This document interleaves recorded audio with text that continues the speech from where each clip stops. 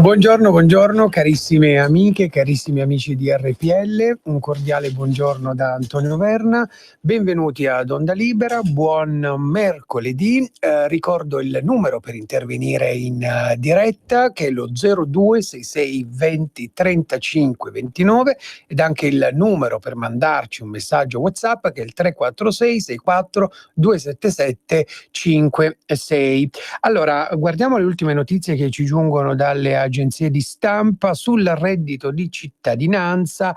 Tridico dice l'importo medio è di 520 euro a famiglia, l'importo medio dei pagamenti per il reddito di cittadinanza è di 520 euro a nucleo familiare. Lo ha detto il presidente dell'INPS, Pasquale Tridico, ribadendo che soltanto il 7,4% di chi ha presentato domanda percepirà tra i 40 e i 50 euro, mentre per il 71% l'importo sarà dai 300 euro in su. Per accedere al sussidio sono state già presentate domande da 900.000 famiglie, pari a circa 2,7 milioni di persone. Una notizia di cronaca: l'auto travolta da un torrente nel Pisano, è morta la donna dispersa.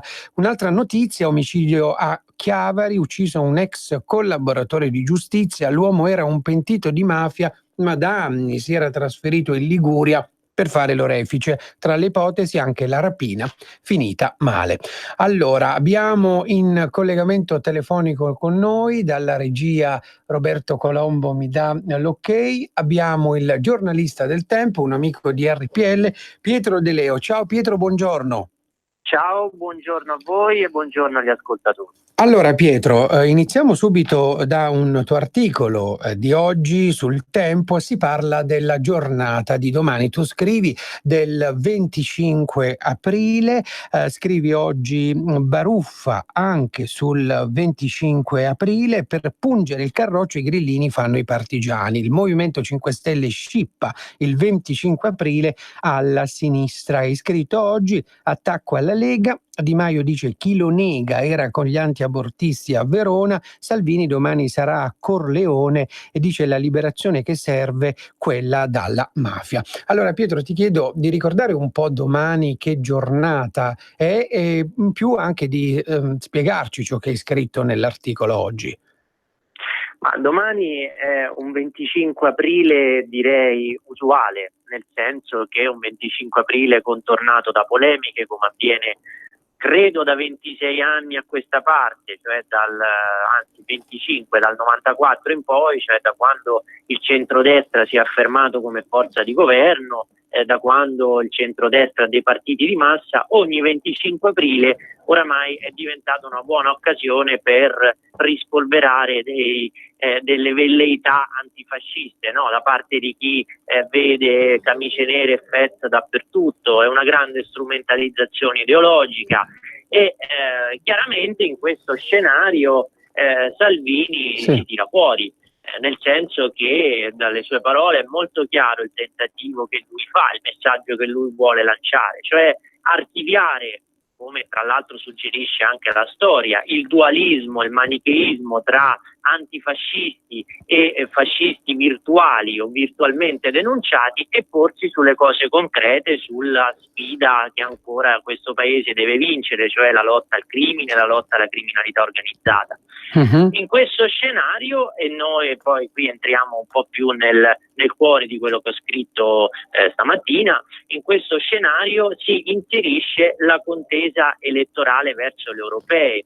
C'è una sorta di linea acquisita da qualche settimana a questa parte da parte del Movimento 5 Stelle ad attaccare costantemente l'alleato. Il 25 aprile rientra propriamente in questo percorso e così Di Maio rispolvera dei cliché propri della sinistra, cioè la sacralità del 25 aprile, cioè l'anatema verso chi preferisce festeggiarlo in un altro modo piuttosto che aderire alla fiaba dell'Ampi, alla fiaba della retorica della liberazione attuale e mai del tutto completata.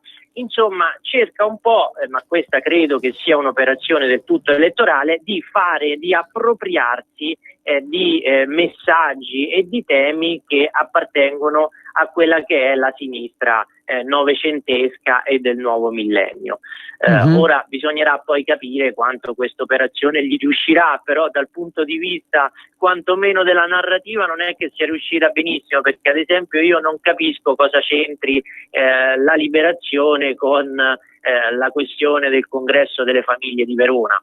Certo. Senti Pietro, abbiamo una telefonata, chiedo dalla regia se Roberto mi dà l'ok, sentiamo un po' chi c'è in linea. Pronto, buongiorno. Buongiorno, io sono Antonella, chiamo dalla provincia di Monza. Allora, il BB del San Paolo si sta tirando giorno per giorno la zappa a piedi, anche oggi ha perso un'occasione per stare zitto. Allora, come ha detto giustamente il giornalista, non vedo cosa c'entra, comunque ci ha dato un bel assist, perché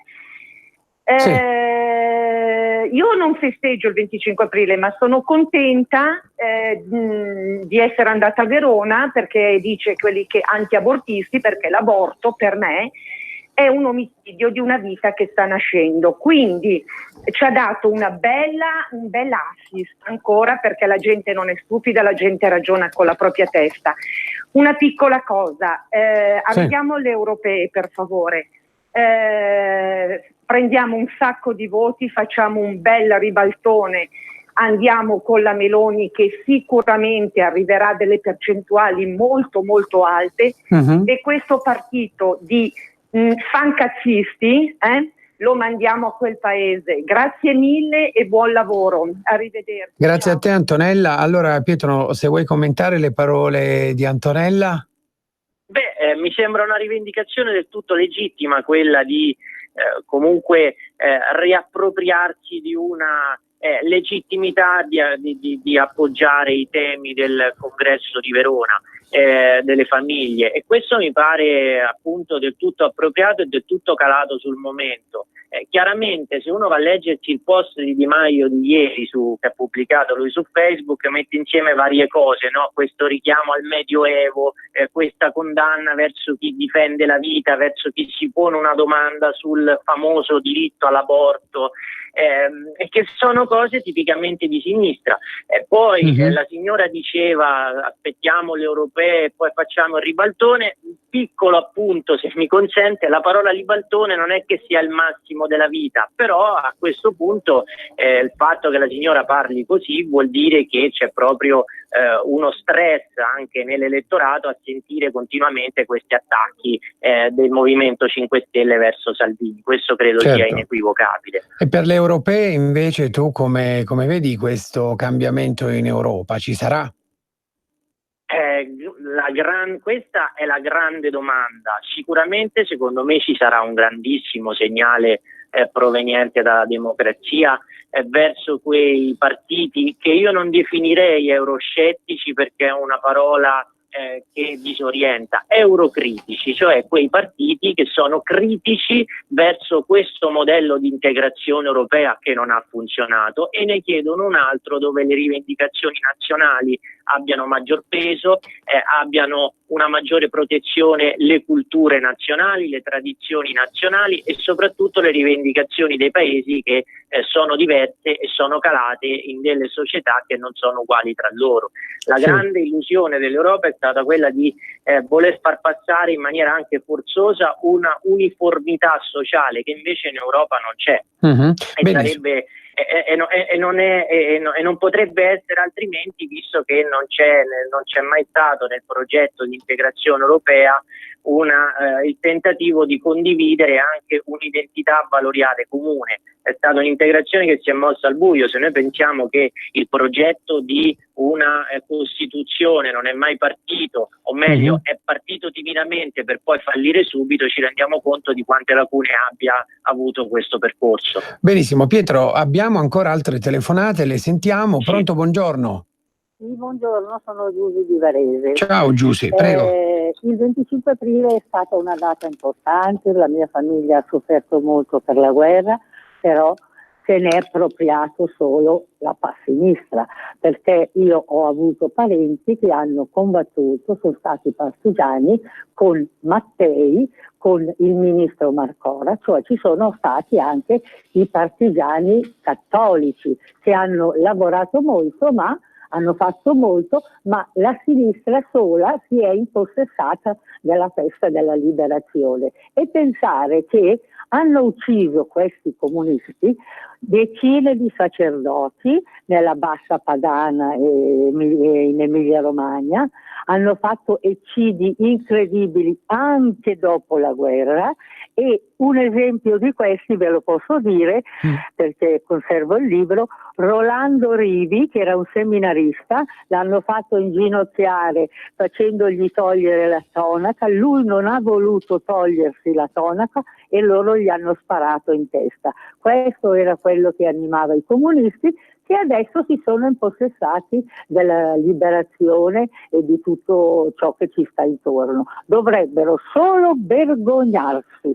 Allora, grazie, buongiorno. Ciao Giusy, abbiamo ancora un'altra telefonata. Pietro, sentiamo. Pronto, buongiorno. Pronto, buongiorno, chiamo dal Friuli. Ciao. Senta, io non sono tanto per i partigiani quanto sono per salvo d'acquisto, che questa la dice tutta. Poi andiamo a vedere cosa è successo a Porzius tra partigiani e partigiani, e quello mi dice che cosa sono e cosa erano loro, che facevano gli attentati e dopo facevano pagare con la vita degli altri, perciò di eroico non c'hanno proprio niente, al di là che si può essere d'accordo o non d'accordo su quello che facevano. Prima eravamo da una parte, poi eravamo dall'altra, e qui si può aprire tutto un altro mondo. Comunque volevo dire una cosa sul discorso dell'aborto. Io, che sono pro aborto, nel senso che deve essere una cosa comunque ponderata, non fatta così all'acqua di rose, perché una donna è giusto che debba decidere sul suo corpo quello che vuole fare.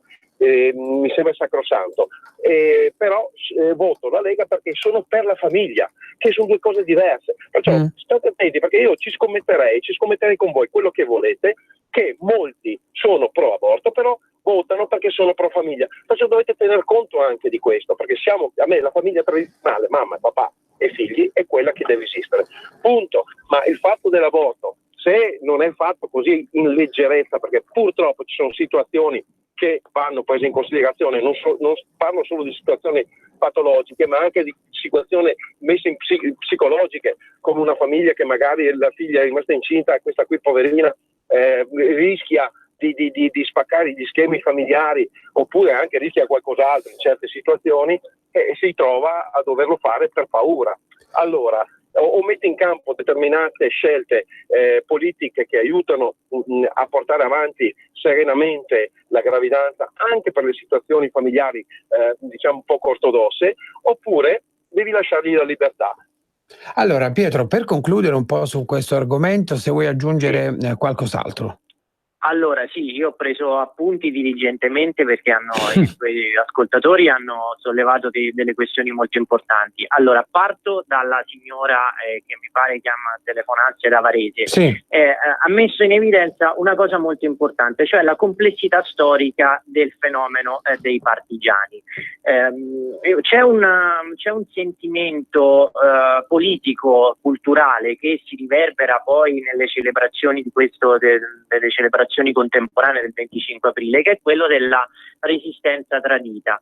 Vale a dire che secondo una parte di chi fece la resistenza, e sto parlando della parte comunista, perché la signora giustamente ricordava che ci furono anche dei partigiani cattolici, però ci furono anche dei partigiani comunisti. È storicamente comprovato che il loro impegno nella lotta al nazifascismo dovesse portare ad una sostituzione di dittatura, cioè dalla dittatura fascista a quella comunista sotto l'ala dell'Unione Sovietica. Sì. Ed ecco che proprio sotto questa logica si collocano i crimini molto efferati che poi furono perpetrati dopo la liberazione. Se pensiamo all'eccidio del Triangolo Rosso, se pensiamo a tanti racconti molto macabri di gente torturata, di ragazze violentate, di famiglie decimate, ecco, questo si colloca in quella logica lì.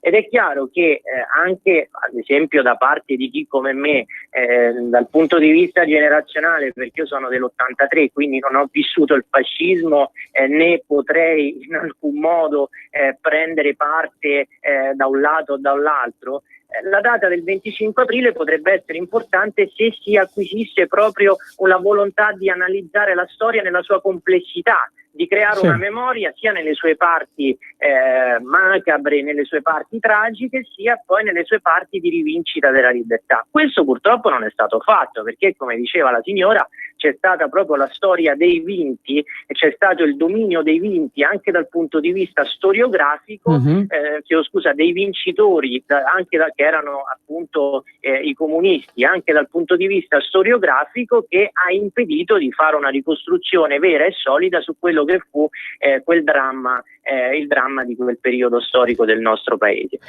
Poi mi riaggancio velocemente poi anche a quello che ha detto il signore nella seconda telefonata sull'aborto. È un fenomeno anche in questo caso molto difficile da analizzare e molto complesso. Quello che giustamente molto spesso bisogna rifugire dalla tentazione del giudicare chi compie la scelta di un certo tipo, però c'è anche un dato di fatto che l'aborto ha subito un'iniezione pop, nel senso che il concetto del diritto all'aborto ha spostato le redini della cosa sulla mamma e non sulla vita che nasce. Quindi come dice Alain de Benoist, spesso il diritto implica una sopraffazione, ed in molti casi è quello che avviene con l'aborto, che spesso viene praticato anche con molta disinvoltura e come una sorta di forma di contraccezione. Ecco, da questi temi secondo me bisogna partire per fare una riflessione molto approfondita.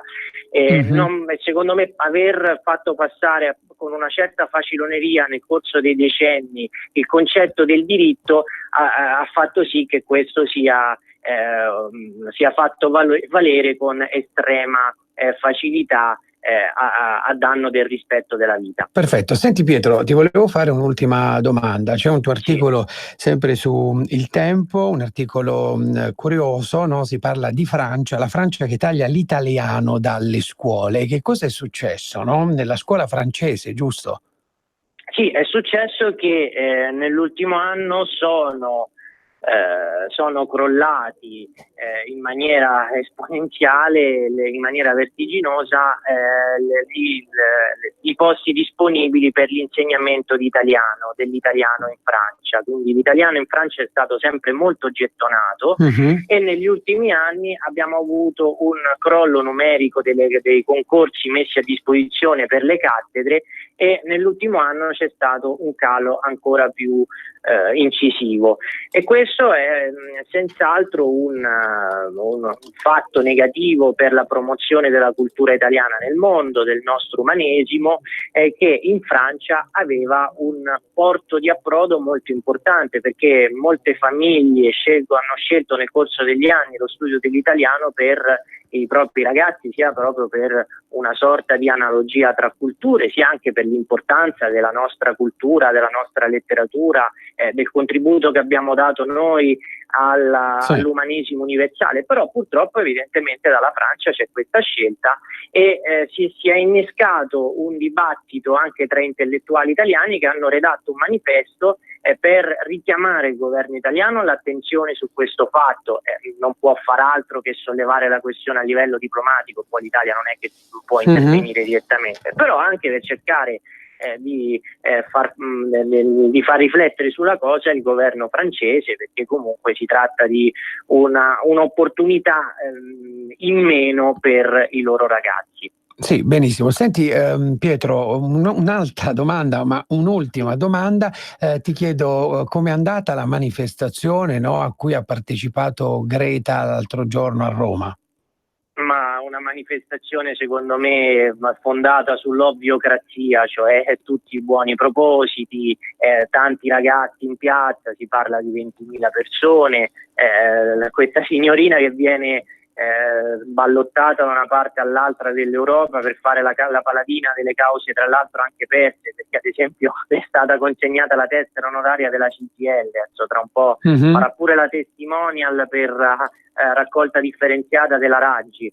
Ci aspettiamo anche questo, no? È una battuta ovviamente, ma io ho letto le interviste di questa ragazzina che viene diciamo così innalzata come una sorta di nuova profetessa dell'ambientalismo contemporaneo, dice solo cose ovvie, dice cose scontate per una ragazzina idealista di 16 anni, cose che anche a 16 anni avremmo potuto benissimo dire noi, ma noi non è che avevamo le interviste sui giornaloni o in televisione. Io ho scritto spesso più volte su questo fenomeno. Chiaramente il tema di una sensibilizzazione al rispetto dell'ambiente esiste, ma va incardinata in un percorso educativo serio, va orientata anche dalla lettura dei documenti, va orientata anche dal dibattito scientifico. Io temo che con la logica dei testimonial, come sta avvenendo, con la logica del marketing, si trasformi tutto in un fuoco di paia senza poi cambiare realmente la società. Benissimo. Allora Pietro, purtroppo siamo in chiusura. Io ti ringrazio per essere stato qui oggi, questo mercoledì, ospite con noi. Ti auguro una buona giornata, buon lavoro e ci risentiamo presto. Grazie a voi, a presto. Allora, grazie mille a Pietro De Leo, giornalista del Tempo. Vediamo se dalla regia Roberto Colombo mi dà l'ok. È con noi un'altra amica di RPL, la deputata della Lega Laura Cavandoli. Ciao Laura. Ciao, buongiorno a tutti. Grazie mille per essere con noi ogni mercoledì, da un po' di mercoledì a questa parte. Allora Laura, prima della pausa pubblicitaria ti chiedo, ieri sera ci sono state 4 ore, no, di riunione, c'è stato il Consiglio dei Ministri, cosa è stato deciso in questo Consiglio dei Ministri? Siamo tutti a leggere, a prendere dai giornali, perché il comunicato ufficiale del governo è poco chiaro. Comunque qualche discussione c'è stata, qualche assenza, e mi sembra che sia stato anche un problema proprio per trovare un consenso, e poi questa riapprovazione del decreto crescita, no, con tutte le polemiche, non era all'ordine del giorno, quindi di fatto, siccome era già stato approvato, se vi ricordo bene, il 4 aprile, non poteva essere all'ordine del giorno. È chiaro che si è parlato di questa misura essenziale per aumentare quello che appunto dovrebbe essere la crescita economica, si può dire 0,1%, ma significa raddoppiare le previsioni, e questo ci teniamo a dirlo, perché nel DEF abbiamo detto cose vere, non come fecero i governi precedenti, che prevedevano crescere dell'1,5, del 2,5, per poi arrivare invece sempre, se andava bene, allo 0, se non è in negativo. Quindi queste misure sono importanti, sono agevolazioni fiscali per chi reinveste gli utili nella propria azienda, per i fondi di innovazione e sviluppo sempre a livello aziendale, per richiamare in Italia i nostri giovani che sono andati all'estero. Importantissimo perché è sempre stato voluto dalla Lega la deducibilità dell'IMU sui capannoni, quindi sulla possibilità degli imprenditori di dedurre quello che pagano di tasse, e poi c'è tutta questa polemica sul Salva Roma, ecco, che non è ancora chiaro se sia inserito o no, ma comunque lo abbiamo letto nelle interviste di ieri di Matteo Salvini, che ha proprio detto che le misure straordinarie ormai sono già passate, ora gli aiuti vanno dati tutti quelli che sono i comuni in crisi, perché sono tanti in Italia. Certo, in dissesto, sì. E non voglio dire che il dissesto poi alla fine ha sempre una origine di un colore politico, ma non è meglio che non lo diciamo, ecco. Va bene, allora Laura ti interrompo un attimo, un po' di pausa pubblicitaria, ci risentiamo subito dopo.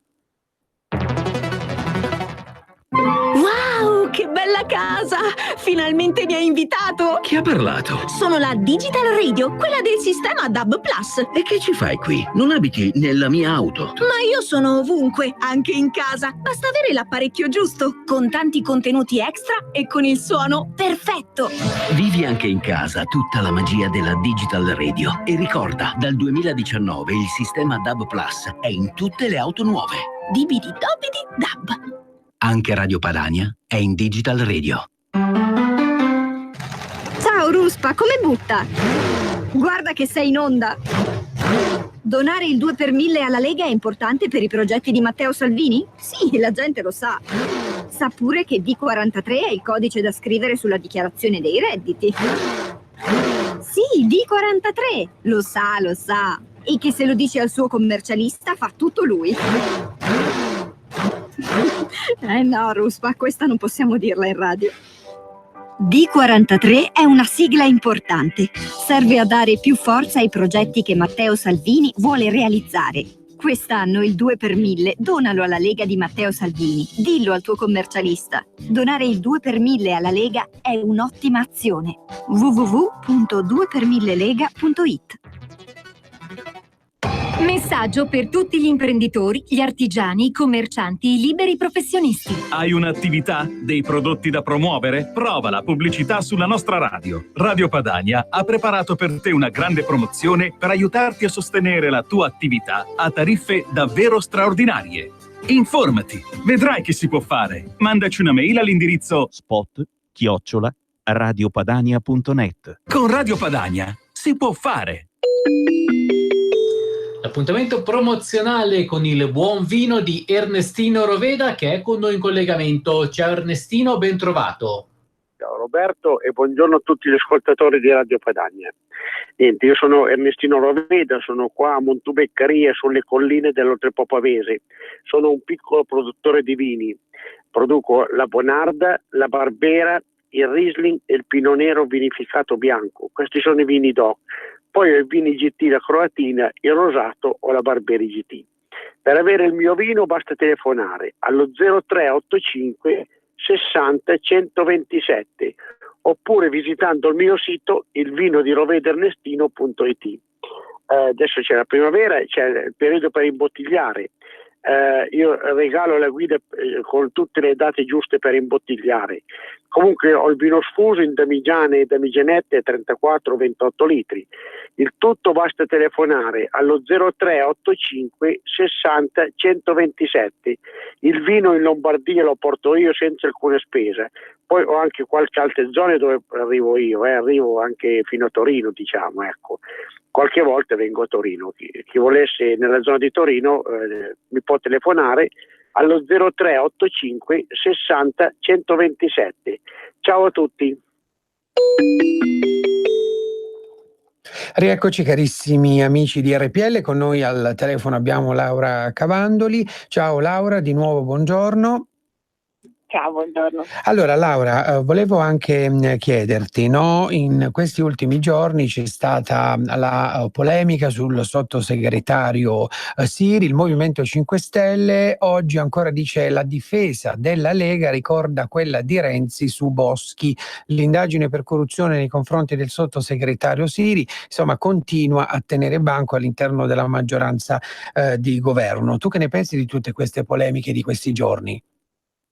Ma noi della Lega siamo sempre stati garantisti, quindi non vedo perché dobbiamo ricevere critiche da un movimento che invece loro si definiscono giustizialisti, salvo poi però per i loro fare schermo comune, ecco, per quello che dico, cioè siamo in una fase di indagine. Da quello che si apprende dai giornali non c'è stata nessuna azione di denaro, cioè questi soldi che sono stati affermati essere destinati a Siri non si trovano da nessuna parte, non si sa bene se era una illazione dei giornali o di chi, non si sa. Quindi io non vedo perché bisogna far dimettere un sottosegretario che sta facendo un buon lavoro, che sta occupandosi oltre che di quello che è la sua delega, e parlo degli aeroporti, delle parti delle telecomunicazioni, anche molto di flat tax e di ripresa, che è quello che serve al nostro paese, di ripresa economica e di crescita, con una semplificazione fiscale, ci sembra eccessivo. È certo che se saremo, penso, i primi, e l'abbiamo sempre fatto, se ci sarà un rinvio a giudizio o forse diciamo qualche elemento in più si potrà rivedere questa posizione, però per il momento manterrei il garantismo che abbiamo sempre tenuto, con una perfetta coerenza con quello che è sempre stato, insomma. Perfetto. Senti Laura, cosa è successo ieri alla stazione Termini a Roma?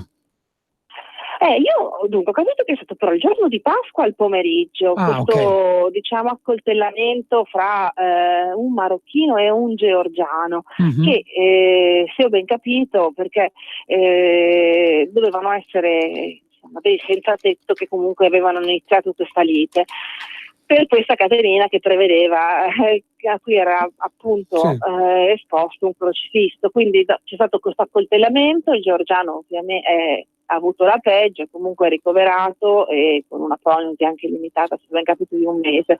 Però è stato un gesto molto importante, ma anche molto grave, nel senso che c'è stato proprio questo attacco anche verbale contro il simbolo della cristianità, quindi contro i cristiani, che ha stato un po' ovviamente nella città simbolo della cristianità come Roma, ha aperto una problematica di un eventuale di episodio a fondo di odio religioso. Ecco, questo è il problema di ordine pubblico che il ministro Salvini ha rilevato, richiamando l'attenzione a tutti i questori e i prefetti d'Italia. Certo che dopo i fatti dello Sri Lanka un po' più l'attenzione anche a questi piccoli indici di intolleranza viene dato e deve essere dato da parte delle autorità, perché comunque abbiamo tutti ormai paura di questi gesti che sono stati tra l'altro rivendicati nello Sri Lanka dall'ISIS, di questi gesti terroristici che sono assolutamente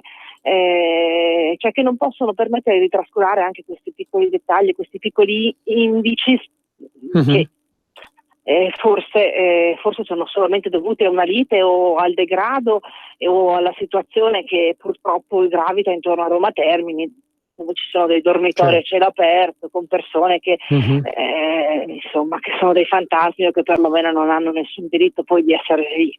E tra l'altro il ministro Salvini oggi ha convocato una riunione, non so se è in corso o tra poco inizierà al Viminale, sull'immigrazione, sul terrorismo e sull'estremismo islamico. Così ha scritto il ministro ieri sulla sua pagina Facebook. Laura, abbiamo parlato anche con Pietro De Leo prima del 25 aprile, cioè di domani. Anche qui c'è una polemica nella maggioranza di governo. Ci puoi spiegare un po' quali sono appunto le dichiarazioni del vice premier Salvini e quelle del vice premier Di Maio? Io sinceramente il 25 aprile ho sempre detto che è una festa che deve unire e non dividere, e su questo siamo tutti perfettamente d'accordo. Poi è chiaro, si riferisce a fatti, ormai passati, abbiamo tutti assodato che la liberazione è un fatto che c'è stato e siamo felici di vivere in un'epoca democratica.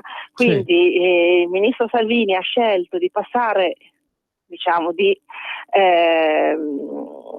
trascorrere il 25 aprile con le forze dell'ordine a Corleone, il simbolo della mafia, come spesso peraltro capita che quando ci sono delle manifestazioni di solidarietà alle vittime della mafia o di associazioni contro la mafia, spesso si fa anche una revocazione dell'antifascismo. Quindi vedo una perfetta linea di coerenza in quello che fa il ministro Salvini, che è un uomo concreto e che va ovviamente contro quello che è a favore delle forze dell'ordine e contro i pericoli attuali. Invece la polemica è poi montata su dal vice premier Di Maio, che forse con un gesto, con una su Twitter, se ben capito, su Facebook, ha detto che lui andrà alla manifestazione del 25 aprile degli ebrei a Roma, e questo ci fa molto piacere, e che però chi nega il 25 aprile sta con gli anti-abortisti. Cioè una frase che proprio non ha nessuna ragione di essere, insomma, nessuno nega il 25 aprile, anzi si onora una festa nazionale, civile, che ha un grande significato dal punto di vista della democrazia, però ovviamente c'è anche un segno di concretezza, che bisogna fare un'attività che deve andare a migliorare quello che è la situazione attuale. Ecco. Poi il discorso degli abortisti e degli anti-abortisti io sinceramente lo metto sul piano etico, sul piano morale, che uno fa un po' la pensa un po' come crede. Certo che le norme ci sono e quindi non si può dire che siamo uno stato in cui vige l'antiabortismo, c'è una funzione etica nella normativa, ecco. Quindi non lo so perché queste polemiche. Infatti Salvini è poi tagliato corto dicendo: io non sono per le polemiche, vado avanti. Giustamente, insomma. Senti Laura, abbiamo una telefonata, sentiamo chi è in linea. Pronto, buongiorno. Buongiorno. Buongiorno signora. Io avrei cercato di prendere la linea prima, ma comunque va bene lo stesso. La rappresentante nostra, e volevo fare complimenti con il giornalista di prima, di nome Pietro, perché è nato negli anni '80, ho capito, perché ha avuto un atteggiamento di valutare le situazioni molto più critico, nel giusto modo critico, di quanto troviamo l'isterismo che molti anche della sua età la fanno, perché lo ricevono direttamente dalla sinistra, generalmente così, e quindi portano avanti cose che non hanno nemmeno studiato, solo a livello ideologico. Per quanto riguarda le telefonate che ci sono state prima, potevo anche essere d'accordo con la signora, solamente che il fatto di politico si vedrà come andrà a finire, perché non cioè io lo vedo sotto un altro profilo. Per quanto riguarda l'aborto, ci saranno le generazioni future che giudicheranno e diranno che eravamo non solo pazzi, ma peggio di quello che potevano essere quelli di Sparta che esponevano i bambini perché vedevano che non ce la facevano, perché c'era una ragione e c'era il paganesimo lì. Ma ora, perché oltretutto, quando io parlo alle persone, l'unico modo che magari ti guardano è quando tu dici: ma la gravidanza è una malattia? Ti dicono no. E allora, se non è una malattia, noi non dovremmo perlomeno pagarla, farla gratuitamente. C'è da ricordarsi che l'Europa, se si trova come si trova, è perché si è abortita. Questa è la verità. E il ricambio è quella bella gente che sta arrivando qui. Questo dovevo dire. E questo forse ci saranno quello come quel giornalista o altri ragazzi che hanno il coraggio di leggere e dire: ma cosa avete fatto? Uno addirittura a me mi ha detto: ma cosa avete combinato? Cosa avete fatto? Io non ho ovviamente votato per questa cosa, però questa sarà la valutazione, e io speravo che magari qualche donna avesse coraggio di dire, perché abbiamo lasciato in mano alle Bonino, alla Cirinà, alla Boldrini e quella gente lì. No, bisogna dire che l'aborto è un male, c'è eccezione, non sono così. Non uso la parola bigota, che già sta. Capisco che può essere una tragedia, ma non come lo era una volta. Va bene signora. Allora Laura, se vuoi aggiungere qualcosa oppure no, dimmi tu. Ma no, io quello che penso dal punto di vista dei temi etici è che occorre una legge che responsabilizzi ma che dia la possibilità, se no veramente lasciamo in mano alla Bonino, ma alla Bonino come autrice materiale di questi aborti, per cui noi non possiamo permettere di vietare dando in mano a una pratica che poi diventa pericolosa proprio nei confronti della salute della donna. Ecco. Benissimo, senti Laura, da qui fino al 26 maggio di cosa si discuterà al Parlamento?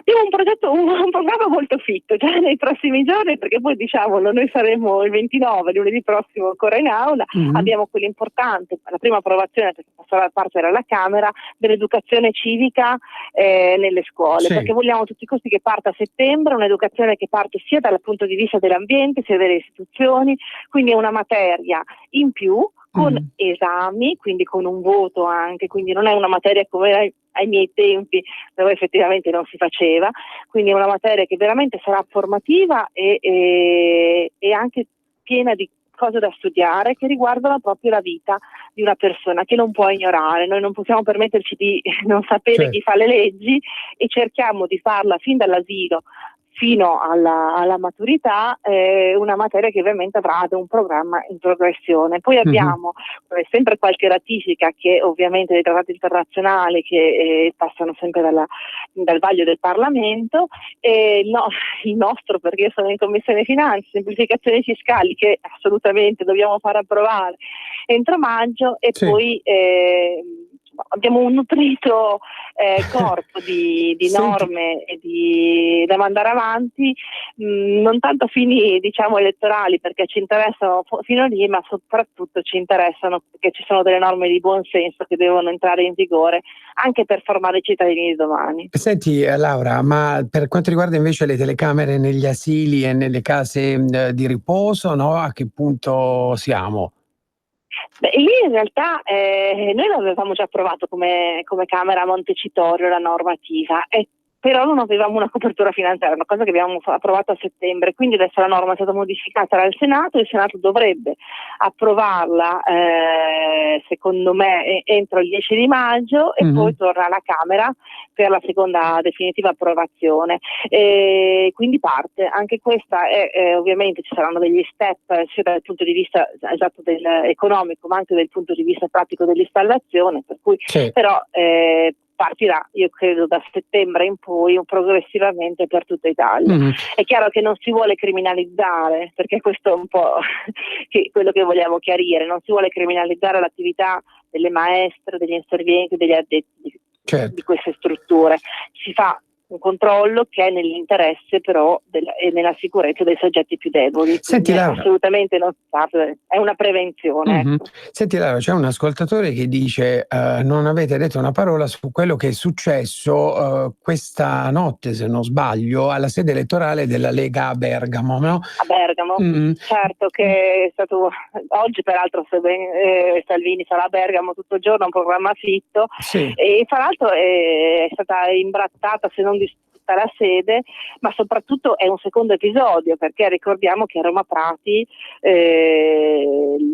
ieri è stata lanciata una molotov contro la sede della Lega. Io l'ho scritto anche in un mio commento su Facebook, cioè le polemiche politiche si fanno su un piano politico. Questi sono criminali, perché non possiamo permettere che ci sia un'opposizione armata che va contro le sedi, che va anche con l'episodio della Molotov è gravissimo perché non si può pensare nel 2019 che l'opposizione a una forza politica di governo avvenga con le bombe Molotov. Siamo arrivati veramente a un'idea folle, quindi condanno il gesto, estrema solidarietà ai colleghi di Bergamo, al candidato sindaco Giacomo Stucchi, perché effettivamente è un gesto assolutamente insensato e contro i principi della democrazia. Allora, senti Laura, ti ringraziamo come al solito per essere stata così disponibile. Come ogni mercoledì ci risentiamo con te mercoledì prossimo, se non sbaglio, non so se sia o meno 1° maggio, mercoledì prossimo è il 1° maggio. Allora, è il 1° maggio. È il 1° maggio, allora ci risentiamo. Se tu ci sei, ci siamo.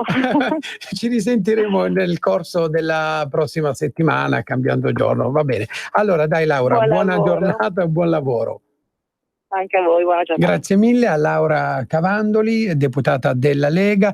Guardiamo notizie che ci giungono dalle agenzie di stampa. Un finto medico per 30 anni denunciato, visitava pazienti a domicilio, titolo di studio diploma di liceo. Per 30 anni ha visitato pazienti a domicilio presentandosi come medico immunologo dell'ospedale Mauriziano di Torino o della Fondazione Mondino di Pavia. Invece non è neppure medico, tanto che non risulta iscritto all'ordine. Il suo titolo di studio è il diploma di liceo classico. L'uomo, 63 anni, disoccupato, residente a Mortara, è stato smascherato e denunciato dai carabinieri di Robbio.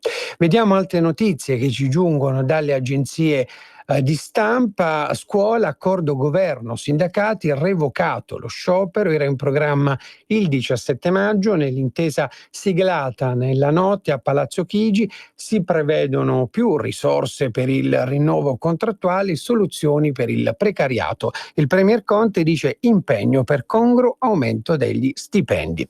Dalla regia Roberto Colombo mi dà l'ok, abbiamo con noi un altro amico di RPL, abbiamo Alberto Gusmeroli, vicepresidente della Commissione Finanze alla Camera, un grande amico di RPL. Ciao Alberto, buongiorno.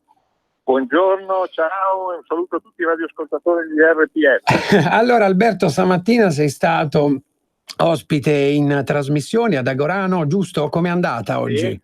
No, molto bene, devo dire sì. Diciamo che abbiamo cercato di far capire, si è parlato sia di flat tax che di diciamo delle robe economiche e questioni economiche, e abbiamo cercato di far capire la nostra posizione, che è quella di un governo che sta facendo tante cose a dispetto delle negatività che invece vengono poi sui giornali, TV e quant'altro, ma in realtà il governo sta facendo parecchio. In 9 mesi ha fatto di provvedimenti economici che non hanno uguali. Io ho fatto il paragone dei 4 di fatto svincolati ai comuni, cioè comuni che per 7 anni amministrati dal PD non hanno avuto un euro e anzi hanno visto tagliato i trasferimenti. Pensiamo al disastro che hanno fatto con le province, e invece questo governo ha ridato 250 milioni alle province ogni anno fino al 2033 e tra sblocco dell'avanzo e contributi agli enti locali siamo arrivati a oltre 4 miliardi, cioè una cifra che non vedevamo, io faccio anche il sindaco, non vedevamo da tempo immemore, diciamo, quindi veramente al di là poi delle schermaglie da campagna elettorale, c'è un governo che sta facendo, una Lega che è fortemente attaccata alla gente, al territorio, e cerca di risolvere i problemi della gente. Senti Alberto, che si dice invece nella tua città Rona?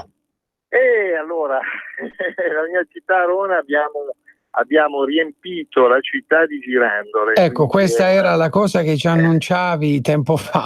Sì, bravissimo, è il primo step, quindi in realtà questo è un primo momento. Il 13 di maggio a una conferenza stampa a Milano alla sede di Confcommercio annunceremo questo enorme progetto e di cui le girandole sono un tassello anche minimale, però intanto adesso è bellissimo vedere che giri da qualsiasi parte e ci sono girandole dappertutto, e poi è bello perché la gente ha deciso di comprarle, di arredare i terrazzi, insomma è un senso anche di appartenenza, no? Da un lato voglia di libertà, di primavera, di tornare bambini, ma dall'altro lato è anche un senso di voglia di dire siamo di Arona. Ecco, sì, senti Alberto, per quanto riguarda ieri la politica italiana, c'è stato il Consiglio dei Ministri ieri, è stato approvato il decreto crescita. Vogliamo ricordare un po' quali sono le misure di questo decreto? Sì, assolutamente, perché diciamo che si sta focalizzando sulla pagliuzza, ci si perde la trave. La trave è il decreto crescita. Sì. Il decreto crescita che sostanzialmente dà incentivi alle imprese, quindi pensiamo che diamo superammortamento, diamo l'aumento della deducibilità dell'IMU, riduciamo le imposte e l'ufficio di studi della Camera, che notoriamente sappiamo non essere tenero nei nostri confronti, ha stimato che il decreto crescita ridurrà la pressione tributaria alle imprese del 2%, che non è assolutamente secondario, che vuol dire più soldi alle imprese, più soldi ai consumi, più soldi all'economia in generale, e quindi vuol dire anche crescita, PIL e miglioramento del paese. Quindi è un decreto crescita molto importante, ma ha dentro anche ulteriori 500 milioni per gli enti locali.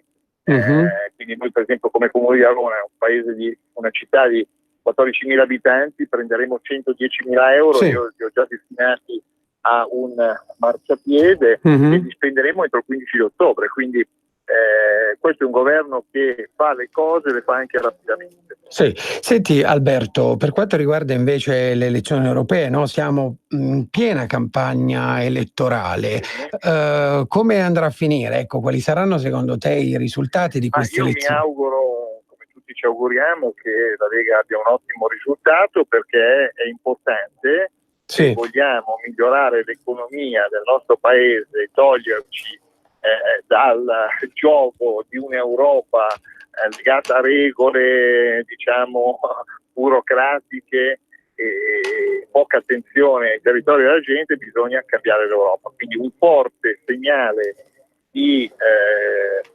con un voto forte alla Lega potrà sicuramente dare quella possibilità di cambiamento al nostro paese che necessita, e che quindi ci auspichiamo, perché cambiare le regole europee, se pensiamo anche, io mi ricordo Juncker che ha fatto una missione di colpa su quello che è stato l'impatto delle Unioni Europee e delle istituzioni europee sulla Grecia. Pensiamo che se il 26 di maggio riusciremo a cambiare l'Europa, cambieremo anche l'approccio dal punto di vista economico, e purtroppo molti sottovalutano il peso dell'economia, che purtroppo con spesso e volentieri i grandi cambiamenti della storia vengono fatti partendo dall'economia. Sì, senti Alberto, un commento veloce su quello che è successo purtroppo la settimana di Pasqua in Sri Lanka, no? Il bilancio delle vittime continua a salire, sono 359, questo è l'annuncio della polizia, sono stati arrestati altri 18 sospettati, no? Qual è il tuo giudizio su questa terribile tragedia? Allora, io ho avuto la fortuna di visitarlo lo Sri Lanka oltre 30 anni fa, quindi è un paese bellissimo, la chiamano la Svizzera dell'India, un paese meraviglioso, lacerato già ai tempi da queste lotte intestine. Qui dovrebbe levarsi veramente una voce chiara e forte contro certe religioni che inculcano l'odio invece che la pace e l'amore.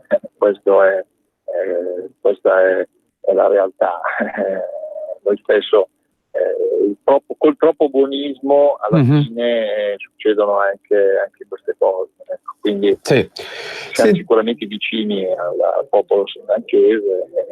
È un peccato perché tra l'altro è un popolo che vive molto sul turismo anche, e è un popolo meraviglioso, però appunto lacerato da lotte religiose intestine. linea. Senti Alberto, prossimi tuoi appuntamenti sul territorio o anche per quanto riguarda la tua commissione? Allora, per ciò che riguarda la mia commissione, il 30 aprile dovremmo arrivare, votiamo tutti gli emendamenti del progetto di legge semplificazioni fiscali, contabili, innovazioni, nuove attività, eccetera, eccetera, che è un progetto che nasce dalla mia commissione e Lega 5 Stelle. Sì. E credo o già il 30 o il 2 maggio alla riapertura dovremmo arrivare al voto finale e quindi è un grosso risultato, perché dentro lì ci sono una tale quantità di semplificazioni, e in Italia si è parlato di semplificazioni contabili, fiscali per le imprese da 30 anni e non si è mai riuscito a fare niente, invece anche questo passaggio avviene. Sul territorio noi abbiamo tantissime motivazioni per venire a Verona. Adesso la città è bellissima perché appunto è piena di colore, con queste girandole che si vedono di giorno, di notte, un po' dappertutto ed è bellissima. Dopodiché io ci sono stato una volta, bellissima, garantisco. Sì, assolutamente, è una città formidabile, meravigliosa. L'abbiamo, devo dire, anche rivoltata come un calzino, bisogna anche non avere falsa modestia, cioè in 9 anni abbiamo rifatto tutto, quindi è una città vivibile, ha tantissimi parcheggi anche gratuiti, quindi abbiamo 1300 parcheggi, siamo una delle città che ha più parcheggi gratuiti attaccati al centro, 1300 parcheggi gratuiti, quindi poi ovviamente ci sono anche quelli a pagamento, ecco. Però diciamo che rispetto alle città di lago e senza falsa modestia, Aruna è diventata il punto di riferimento di tutto il Lago Maggiore, quindi è viva tutto l'anno, ci sono eventi tutto l'anno. Poi quest'anno, se non voglio fare pubblicità, ma abbiamo George Benson, unica tappa italiana, abbiamo Edoardo Bennato, abbiamo Paolo Fresu, abbiamo degli spettacoli tra teatrali e musicali che è veramente una roba stratosferica. Benissimo. Quindi tanti motivi per venirci a trovare. Allora Alberto, grazie mille per essere intervenuto qui oggi, questo mercoledì, ci risentiamo presto, buona giornata. Grazie a voi e complimenti sempre, perché siete sempre vicini alla gente al territorio. Allora, grazie mille ad Alberto Gusmeroli, vicepresidente della Commissione Finanze alla Camera. Adesso andiamo in pausa pubblicitaria e tra pochissimo abbiamo con noi ospite in studio Leonardo Maria Seri, avvocato dello studio BM Lex di Milano, esperto di proprietà intellettuale. A tra poco. Adesso va a destra, 300 metri dritto, poi il semaforo. Certo che fai sempre la stessa strada tu, ma non hai voglia di cambiare. Chi ha parlato? Sono io, la Digital Radio, quella che ha cambiato il modo di ascoltare la radio con il sistema DAB+. È ora di cambiare. Vivi tutta la magia della Digital Radio. Se stai per cambiare auto, chiedila con il sistema DAB+. Dal 2019. In tutte le auto nuove.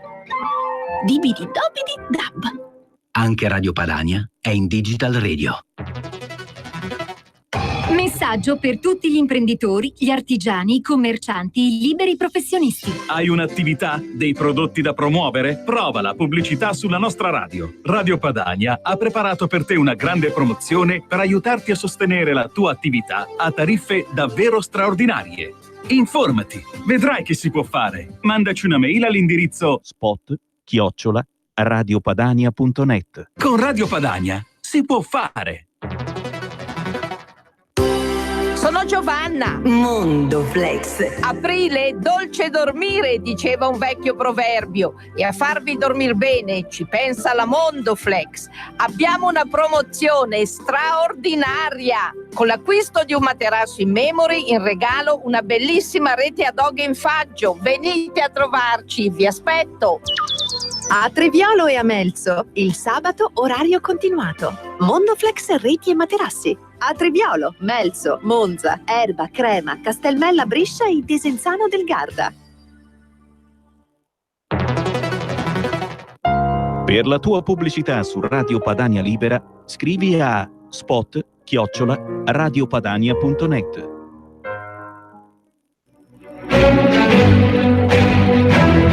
In molti Molti ci invidiano e ci odiano perché siamo ancora liberi. Se vuoi aiutare Radio Padania, segnati il nuovo IBAN per i tuoi bonifici. IT 89R 08453 01602 000 000 101971 presso la Banca di Credito Cooperativo di Milano SC. Aiuta Radio Padania. Diventa nostro editore. IT 89R 08453 01602 000 000 10 19 71. Allora, rieccoci carissimi amici di RPL, ribentornati qui in diretta da Via Bellerio, in diretta da Milano. Vi ricordo il numero per intervenire in diretta, che è lo 02 66 20 35 29, oppure scriveteci un sms al 346 64 277 56. Oggi qui al mio fianco abbiamo l'avvocato Leonardo Maria Seri, che collabora con lo studio legale associato Bacchini Mazzitelli BMLex di Milano. Leonardo, avvocato esperto in proprietà intellettuale, esperto in marchi e brevetti. Ciao Leonardo, buongiorno. Buongiorno a tutti. Allora Leonardo, ci spieghi un po' che cosa significa proprietà intellettuale, poi con te oggi parliamo dell'uso del marchio e il rischio di perdere un marchio per non uso, come è successo ad esempio al marchio dell'Unione Europea Big Mac. Penso che qualcuno ne avrà sentito parlare, poi ci spieghi anche un po' cosa è successo a questo marchio. Io ti lascio la parola. Ti ringrazio. Ma la branca della proprietà intellettuale è una branca del diritto, è quella branca del diritto che tutela i diritti di privativa su marchi, brevetti, ma quando parliamo di design, ma quando parliamo di proprietà intellettuale intendiamo anche ricomprendere il diritto d'autore.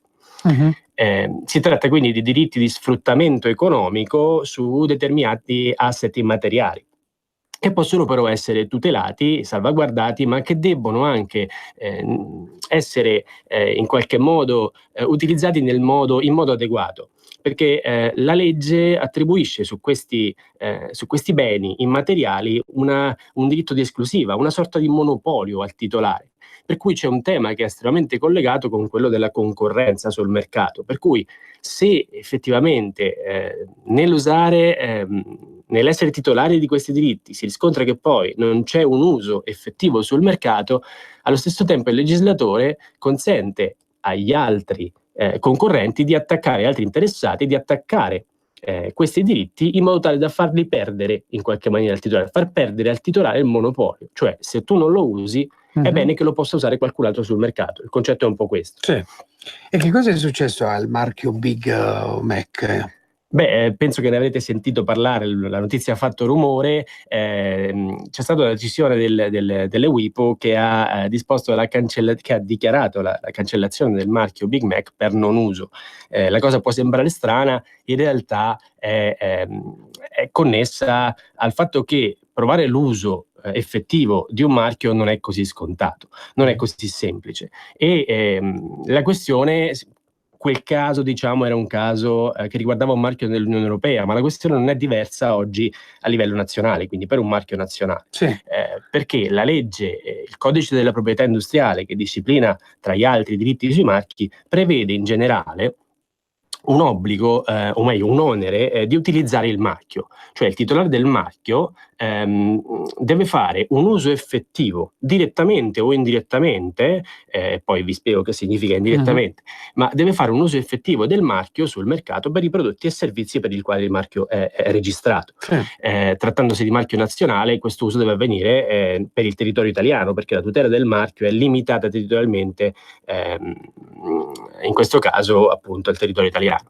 E per quanto riguarda i prodotti e i servizi, il tema è collegato a una tutela merceologica, cioè un marchio viene registrato e nel momento in cui viene registrato si vanno ad indicare una serie di prodotti e servizi per i quali il marchio intende essere utilizzato, e la tutela riguarda quei prodotti e servizi.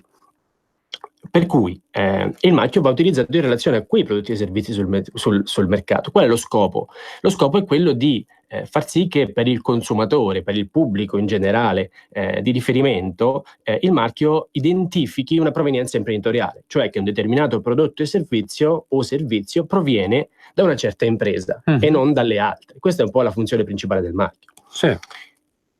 Cosa è cambiato, insomma, in quest'ultimo periodo, no? Cosa è cambiato? È intervenuta con il decreto legislativo 15 del 2019, che è entrato in vigore il 23 marzo scorso, sono intervenute alcune novità che hanno un po' riavvicinato, diciamo, in attuazione di una direttiva europea, è stato realizzato un riavvicinamento delle legislazioni degli Stati membri in materia di marchi e un adeguamento della normativa nazionale rispetto al regolamento europeo sul marchio dell'Unione Europea. Cosa è cambiato? È cambiato che finora, diciamo, in Italia, a fronte del mancato uso di un marchio, se l'uso del marchio di cui si è titolari viene sospeso, questa è la regola generale, viene sospeso per un periodo ininterrotto di 5 anni, il marchio può essere attaccato per farne valere la decadenza. Finora questo poteva avvenire attraverso una via giudiziale, cioè attraverso una vera e propria azione giudiziale di fronte a un tribunale. Sì. Cosa è cambiato? La riforma è intervenuta su 2 piani. Un primo intervento è stato quello di aggiungere una via, diciamo, in qualche maniera più semplice, se vogliamo, una via amministrativa, ossia questa azione, questo attacco contro il marchio, per far sì che il titolare del marchio perde il monopolio su quel marchio per decadenza, per non uso, è stato l'aver aggiunto la via amministrativa, cioè la possibilità di far valere questa azione di fronte all'UIBM, cioè l'Ufficio Italiano Brevetti e Marchi, quindi un ufficio amministrativo. Il secondo intervento ha riguardato invece l'onere della prova. Mi spiego meglio. Sì. Finora, quando si andava a attaccare di fronte a un tribunale, cerco di essere molto semplice nella terminologia, ma quando si andava ad attaccare di fronte al tribunale un marchio per mancato uso quinquennale, per non uso quinquennale, scusate, chi attaccava doveva dimostrare il non uso da parte del titolare, anche attraverso presunzioni semplici, diceva la norma, ma comunque era un onere in capo a chi attaccava. Cosa cambia oggi? Che tipo di... che cosa doveva dimostrare? Un esempio? Le prove possono essere di vario tipo e dipendono un po' dalle situazioni, però dovevo dimostrare che il titolare del marchio non stava facendo un uso effettivo sul mercato del marchio che andavo ad attaccare, non lo stava facendo, dovevo dimostrare che questo avveniva per un periodo di 5 anni ininterrotto. E quindi dall'altra parte chi veniva attaccato poteva diciamo replicare andando invece a mostrare che effettivamente un uso veniva fatto. Cosa cambia? Adesso cambia la prospettiva, perché è stato invertito l'onere della prova, cioè non è chi attacca a dover dimostrare che l'altro marchio è che non c'è uso, o meglio, l'uso dell'altro marchio è stato sospeso per più di 5 anni, ma è chi attacca, diciamo, afferma questo, ed è l'altro, cioè chi viene attaccato, il titolare del marchio, che dovrà dimostrare invece che il marchio è in uso. E la nozione di marchio e la nozione di uso è una nozione un po' particolare. Se non si è ben pronti, ben preparati a difendersi di fronte a queste circostanze, si rischia di fare la fine del marchio Big Mac. E quindi cosa cambia? Cambia effettivamente l'approccio, cambia l'attenzione che si deve dedicare alla tutela della proprietà intellettuale. Come ci si difende? La prima difesa e la più importante è la prevenzione, per cui il titolare del marchio nazionale dovrà in qualche maniera organizzarsi strategicamente per poter raccogliere e poter avere a disposizione delle prove, per poter dimostrare l'uso del proprio marchio, diciamo, vita natural durante, ossia per essere in grado di difendersi qualora dovesse essere attaccato da un concorrente o da qualsiasi interessato sul mercato che sia interessato a far decadere quel marchio per mancato uso, per poi, insomma, renderlo libero nella sua utilizzazione. Quindi L'aspetto principale è, diciamo, un aspetto organizzativo, strategico. Sì, è vero, si può dire questo è un onere in più che ci si ritrova a dover assolvere, ma d'altra parte diciamo è connaturato alla natura di quel diritto che di cui ci si appropria con la registrazione di un marchio, che deve essere utilizzato sul mercato. E per uso effettivo, la nozione di uso effettivo è una nozione un po' particolare, che nella giurisprudenza è stata ricostruita in maniera, se vogliamo, abbastanza chiara. Vorrei fare un passo indietro. Perché prima abbiamo fatto cenno all'uso diretto o indiretto. Cioè il titolare del marchio deve utilizzare il marchio sul mercato, lo può fare direttamente, ma lo può fare anche attraverso terzi, quindi essere titolare del marchio e poi munirsi delle prove dell'uso che lui stesso effettua indirettamente, cioè attraverso un licenziatario oppure attraverso un distributore. Sì. Prego.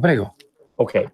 Per quanto riguarda la nozione di uso effettivo, si tratta di una nozione che viene intesa come uso in funzione distintiva, quindi idonea a ricollegare quel determinato prodotto o servizio alla provenienza imprenditoriale, cioè alla provenienza da una certa impresa e non dalle altre, per lo sfruttamento commerciale reale del marchio sul mercato.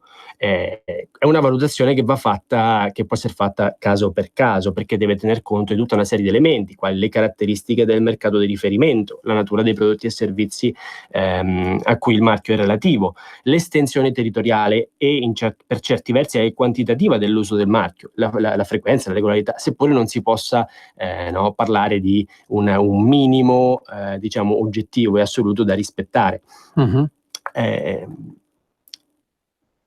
In estrema sintesi, quello che si deve poi andare a dimostrare con prove che possono essere di vario tipo, che vanno dalle fatture piuttosto che la comunicazione commerciale che viene fatta, merchandising, pubblicità e così via, ma tutta una serie di elementi che vanno poi messi insieme devono poi andare a ricostruire un quadro che sia idoneo a provare l'ambito territoriale di utilizzo del marchio, il periodo di riferimento, la sua intensità sul mercato, cioè il fatto che l'uso del marchio deve essere idoneo a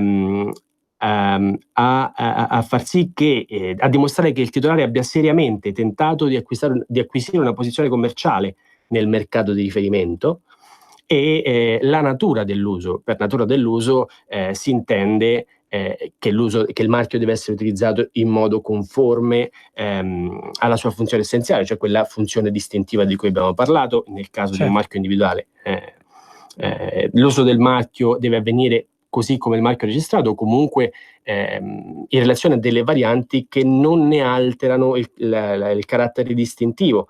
È una valutazione che poi si va a fare caso per caso, ma diciamo che nell'alveo dell'uso rientra anche il come io uso il marchio. Se uso un segno che in qualche modo è diverso rispetto a quello registrato, questo potrebbe non rientrare nell'uso del mio marchio, e quindi potrebbe comportare che io ho fatto un restyling, che però ha creato un nuovo marchio, non è più il precedente che avevo registrato, e io rischio di andare a perdere il marchio precedente. Senti, ma questa nuova norma, no, da parte vostra, degli avvocati, da parte dei titolari, no, come la stanno insomma giudicando?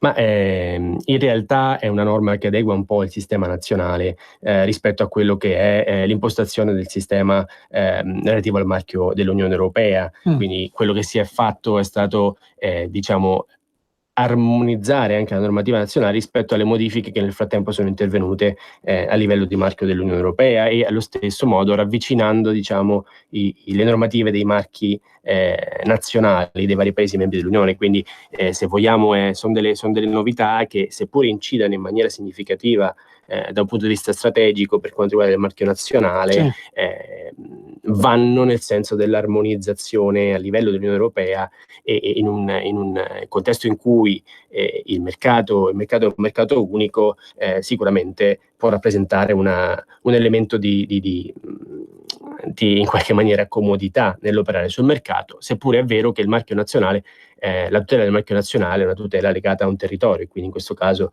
all'Italia, per cui da un certo punto di vista diciamo il titolare viene onorato di un qualcosina in più. Benissimo. Vuoi aggiungere qualcos'altro per per quanto riguarda appunto quest'altra nuova normativa? Ma le modifiche intervenute toccano vari aspetti della normativa. Questo è uno dei vari aspetti che vengono innovati. Ce ne sono poi altri che riguardano la definizione di marchio, per cui non serve più una rappresentazione grafica come era intesa in precedenza. Si apre quindi la porta, diciamo, a tipologie particolari di marchio, come può essere il marchio olfattivo, ma tutto insomma poi da vedere in concreto una volta che il meccanismo entrerà un po' in rodaggio. Piuttosto che una ridefinizione sempre in linea con quanto con quanto previsto a livello di marchi dell'Unione Europea, una ridefinizione del marchio collettivo e l'inserimento di una nuova figura, quella del marchio di certificazione. Alcune norme riguardano invece i procedimenti. Sono una serie di modifiche che vanno tutte nel senso del chiarire alcuni punti dubbi piuttosto che armonizzare la normativa nazionale rispetto a quello che è il quadro europeo in materia. Senti Leonardo, ma come nasce proprio la tua passione per questa branca del diritto? Come nasce la mia passione per questa branca del diritto? Sì. Una bella domanda. Ma in realtà è stato un incontro casuale durante l'università. Sì. Durante l'università, per cui mi sono approcciato alla materia prima con un esame, diciamo, che diedi nell'ambito del mio corso di laurea, poi da lì la laurea, la tesi, la mia professoressa di diritto commerciale e diritto della proprietà intellettuale mi propose una tesi, e tra i vari argomenti di cui avevamo discusso c'era quello dei disegni e modelli, cosa che nel libro di testo usato all'università, argomento a cui erano dedicate veramente poche pagine. Quindi la cosa mi ha incuriosito, mi ci sono tuffato e da lì è nato un po' un innamoramento per la materia che poi ho seguito da lì in poi, insomma. Benissimo. Allora, vi ricordo il numero se volete intervenire in diretta, che è lo 0266 20 35 29, oppure scriveteci un sms al 346 64 277 56. Nel frattempo noi sentiamo l'intervento del deputato della Lega, Alberto Stefani. Come si chiama decreto crescita? Io le vorrei chiedere che cosa c'è che riguarda la crescita in questo decreto. Prima però, ma non è che si rischia che la Lega non approvi e non voti la parte dedicata al Salva Roma? Perché insomma Salvini è stato piuttosto deciso in questi ultimi giorni sul fronte romano. Sul tema del Salva Roma penso ci sia l'opportunità di un chiarimento da parte dell'intero esecutivo, capire se questo Salva Roma riguardi esclusivamente il comune di Roma o se possa essere esteso anche ad altri comuni che si trovano in situazioni di difficoltà finanziarie. Poi magari quando andremo a analizzare bene la norma, anche se in realtà bisognerebbe capire poi come verrà strutturata e come viene scritta, perché di fatto si tratta dal testo legislativo si potrà capire se è una norma estensibile anche ad altri comuni o se riguarda esclusivamente il comune di Roma. Per quanto riguarda il decreto crescita, credo sia opportuno anche andare a analizzare quelli che sono gli altri interventi che vengono fatti grazie al decreto crescita: il riconoscimento del superammortamento per i beni strumentali nuovi del 130%,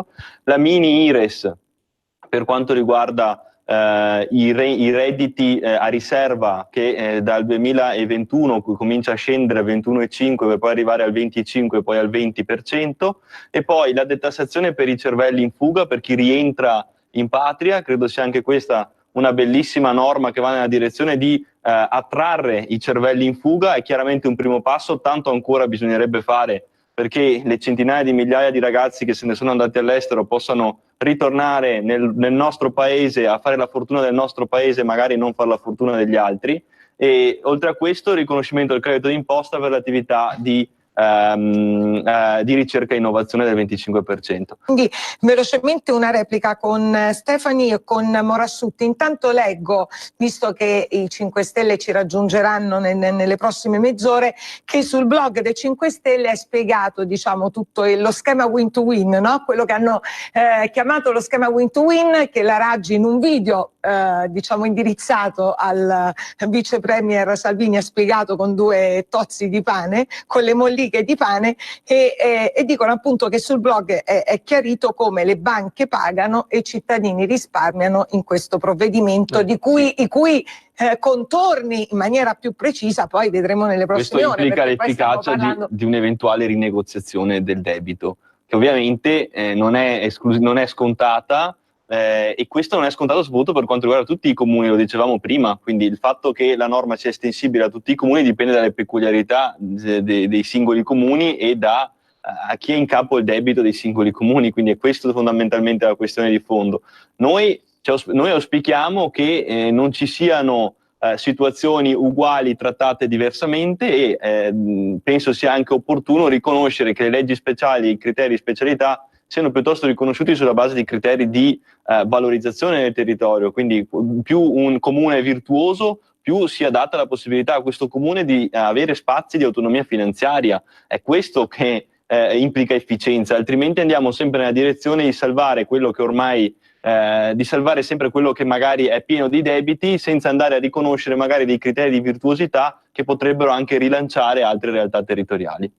Sempre sul blog leggo insomma come si ricorda un po' diciamo tutto il percorso, tutta la storia. Nel 2008 il governo Berlusconi ha varato il cosiddetto Salva Roma, ovvero ha avviato la gestione commissariale e quindi viene sottolineato come allora Salvini votò a favore di tutta questa impostazione. Ma noi non siamo contrari a salvare Roma o a salvare il debito, questo mi pare sia scontato e qualcuno magari vorrebbe portare la discussione su questo tema. Chiaramente no, facciamo chiarezza su questo. Quello che noi auspichiamo è che se davvero questa norma è favorevole per quanto riguarda Roma, lo sia anche per tutti i comuni che sono in difficoltà finanziarie. Ora, onorevole Stefani, ripartiamo proprio da... Allora, abbiamo sentito il deputato della Lega Alberto Stefani, guardiamo la pagina Facebook del ministro dell'Interno Matteo Salvini, poi più tardi, se c'è in diretta la conferenza stampa al Viminale, Roberto manderà appunto la conferenza in diretta. Il ministro dell'Interno Salvini scrive sulla sua pagina Facebook: per la prima volta dopo anni di chiacchiere, porti aperti, sbarchi quasi azzerati ed espulsioni 3 volte superiori agli arrivi. Mangiatoia esaurita, pacchia finita, dalle parole ai fatti. E poi il ministro Salvini ritorna sulla polemica per quanto riguarda Fabio Fazio: io ospite da Fazio solo se si dimezza lo stipendio milionario pagato dagli italiani, scrive il ministro dell'Interno Matteo Salvini. E poi anche pubblica l'immagine della sede elettorale della Lega a Bergamo, che questa notte è stata imbrattata con tanto di scritta: Salvini muori sul marciapiede, vigliacchi, violenti, penosi nazisti rossi, spero vi prendano, più ci attaccate più ci date forza. Questa sera alle 18, scrive il ministro, sarò proprio qui per incontrare ed abbracciare i cittadini di Bergamo, proseguendo poi alle 20 a Grumello del Monte, alle 22 a Zanica. Il sorriso non ce lo toglieranno mai. Buongiorno amici. Allora, siamo quasi in chiusura. Ringrazio Leonardo Maria Seri per essere stato qui con noi oggi. Prima tua volta in radio, tra l'altro. Sì. Ecco, ringrazio di essere stato qui. Noi ci risentiamo dopodomani alle 10:35 puntuali con Onda Libera. Adesso c'è Lucio Brignoli e poi Sammy Varin con i suoi numerosi ospiti. Grazie mille a tutti e buon proseguimento di giornata.